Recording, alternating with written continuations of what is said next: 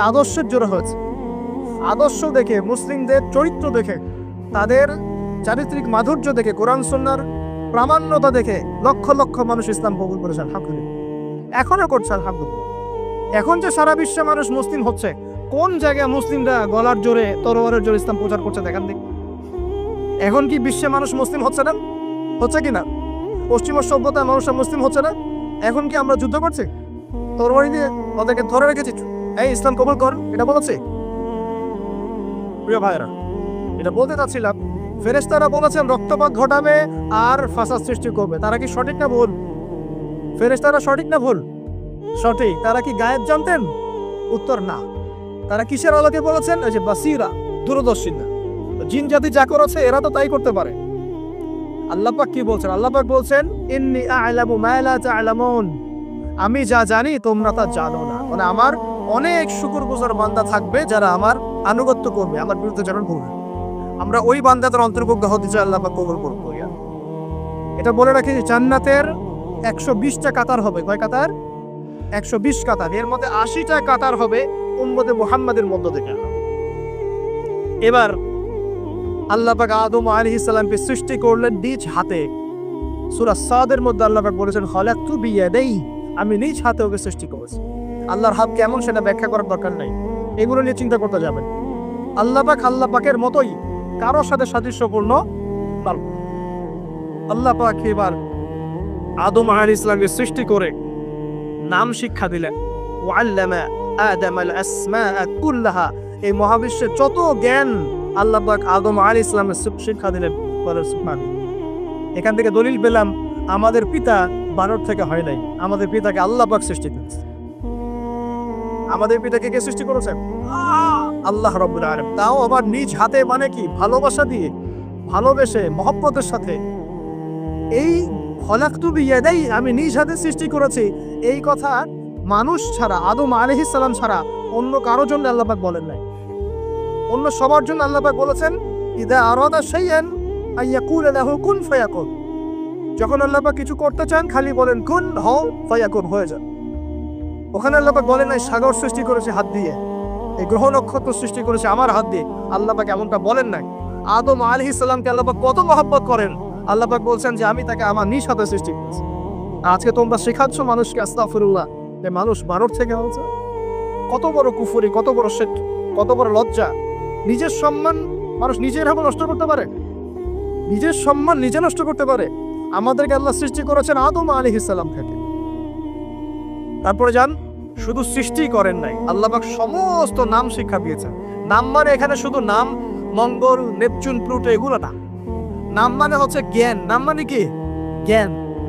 একটা এক্সাম্পল দেই, যখন আপনি বাচ্চাকে বলেন যে A for Apple, A for কি? অ্যাপল যে শেখাচ্ছেন, অ্যাপল বলতে কিন্তু সে শুধুমাত্র একটা ওয়ার্ড শিখে না, ও কিন্তু শিখে অ্যাপল মানে একটা এমন কিছু যেটা খেতে হয়। কি করতে হয়? খেতে হয়। যখন আপনি শেখান এ ফর অ্যান্ট, ও বুঝতে পারে অ্যান্ট হচ্ছে একটা সৃষ্টি, এটা চলাচল করে, কালো কালো দেখতে, ও কিন্তু মাথার মধ্যে ওটা ছবি এঁকে নেয়। তো এটা নাম মানে শুধু নাম না, জ্ঞান। আল্লাহ পাক আদম আলাইহিস সালামকে সমস্ত জ্ঞান শিক্ষা দিলেন। আল্লামাল ইনসান মা লাম ইয়ালাম, আল্লাহ বলছেন আমি মানুষকে সেই জ্ঞান শিক্ষা দিয়েছি যা মানুষ জানতো না। মানে আমরা সৃষ্টিগতভাবে জ্ঞানী ছিলাম না, আল্লাহ পাক জ্ঞান শিক্ষা দিয়েছেন।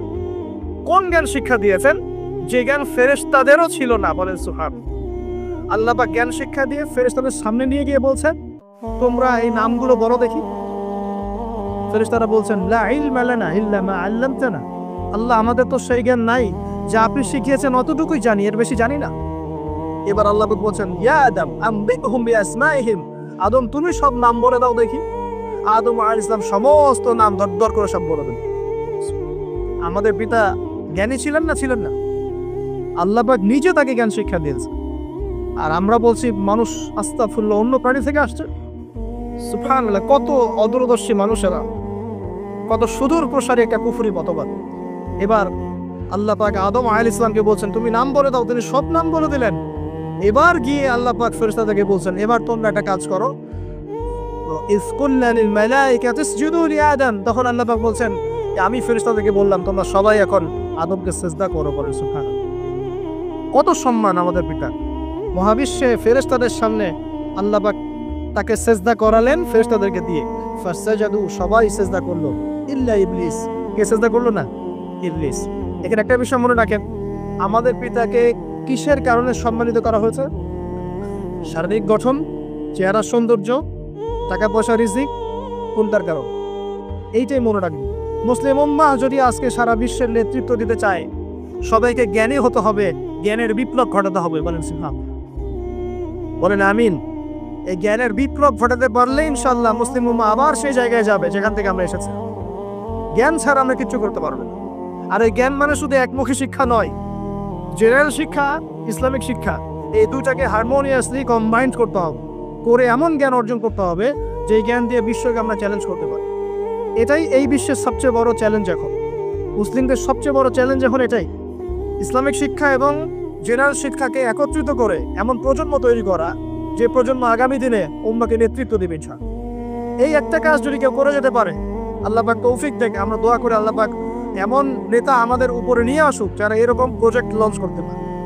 বলেন আমিন। দোয়া করতে কোনো সমস্যা?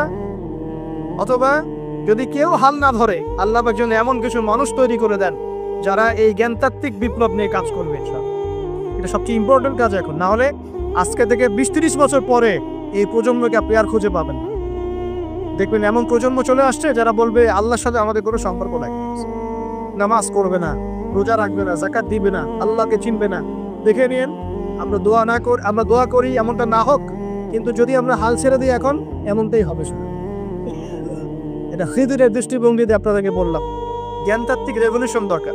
যদি কেউ কোনো উদ্যোগ না গ্রহণ করে, অ্যাটলিস্ট বাসায় পারিবারিকভাবে হলেও আপনাকে শেখাতে হবে সন্তান, কোনো অপশন নাই। এবার ফাসজাদু, সবাই সিজদা করেছে, ইল্লা ইবলিস, ইবলিস করে নাই। কেন করছে না? ইবলিসের সমস্যাটা কি? ইবলিসকে আল্লাহ পাক জিজ্ঞাসা করছেন, মা মানাআকা আল্লা তাসজুদা ইযা আমারতুক, আমি তোমাকে আদেশ করলাম আদমকে সিজদা করতে, কে তোমাকে নিষেধ করলো সিজদা করতে? ইবলিস বলছে, বেশি চালাক, বেশি বোঝে যারা, অতিরিক্ত বুদ্ধিজীবী। ইবলিস ছিল বেশি বুদ্ধিজীবী।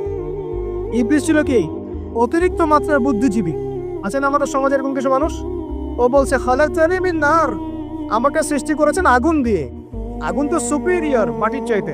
ও খালাক্কাহু মিন তিন, আর আপনি এই আদমকে সৃষ্টি করেছেন মাটি থেকে, কাদা মাটি দিয়ে।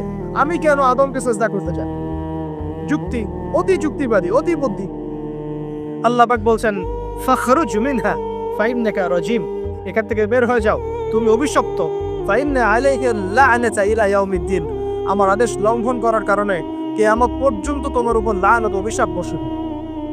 আল্লাহ পাক তাড়িয়ে দিলেন একদম, থ্রোন অ্যাওয়ে। আমরা বলি না আউযু বিল্লাহি মিনাশ শাইতানির রাজিম, রাজিম শব্দের মানে হচ্ছে বিতাড়িত, থ্রোন অ্যাওয়ে, কার্সড, যাকে অভিশাপ করা হয়েছে।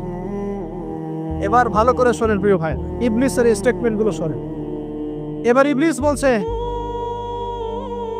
রব্বি আনজিরনি ইলা ইয়াউমি ইউবআসুন। এই স্টেটমেন্টটা ভালো করে শোনেন। ইবলিস বলছে রব্বি, হে আমার রব। ইবলিস বলছে রব্বি, হে আমার রব। ইবলিস বলছে রব্বি, হে আমার রব, আমাকে অবকাশ দিন। আনজিরনি, আমাকে অবকাশ দিন। ইলা ইয়াউমি ইউবআসুন, কিয়ামত দিবস পর্যন্ত। ইবলিস আল্লাহকে বিশ্বাস করে কি করে না? ইবলিস আস্তিক না নাস্তিক? বলেন। ইবলিস বলছে রব্বি, রব্বি মানে কি? হে আমার রব। রব্বি মানে রব না, রব্বি মানে আমার রব। রব্বুন মানে রব, রব্বুহু তার রব, রব্বুহুম তাদের রব, রব্বুকা মানে তোমার রব, রব্বুকুম মানে তোমাদের রব, রব্বি মানে কি? আমার রব, রব্বুনা আমাদের রব। এটা গ্রামার, বুঝতে পারছেন? ইবলিস বলছে রব্বি মানে কি? হে আমার রব, আনজিরনি, আমাকে অবকাশ দিন, ইলা ইয়াউমি ইউবআসুন, কিয়ামত দিবস পর্যন্ত। ইবলিস আস্তিক না নাস্তিক? তাহলে এখন বলেন তো, আমরা যারা দুনিয়াতে আল্লাহকে অস্বীকার করছি, তারা ইবলিসের চেয়ে বড় না ছোট? দলিল দিলাম তো, নাকি এমনি এমনি বললাম? আচ্ছা, আল্লাহ পাক বলছেন যাও, ফাইন্নাকা মিনাল মুনজারিন, তোমাকে অবকাশ দেয়া হলো। কারণ কিয়ামত পর্যন্ত সময় আল্লাহর কাছে খুব বেশি কিছু না, এক দিনেরও কম, অল্প সময়, একটা সকাল একটা সন্ধ্যার মতো। ঠিক আছে, দিলাম, যাও। এবার ইবলিস চ্যালেঞ্জ করছে। এই চ্যালেঞ্জটা আমাদের সবাইকে মনে রাখতে হবে, সারা জীবন ইবলিসের এই স্টেটমেন্টটা মনে রাখতে হবে। সেটা কি? ইবলিস বলছে, ফাবিমা আগওয়াইতানি, সূরা আরাফ করে দেখবেন। ইবলিস বলছে, ফাবিমা আগওয়াইতানি, আপনি যে আদমের কারণে আমাকে আজকে বের করে দিলেন জান্নাত থেকে, লা কুউদান্না লাহুম সিরাতাকাল মুস্তাকিম, আমি সেই আদম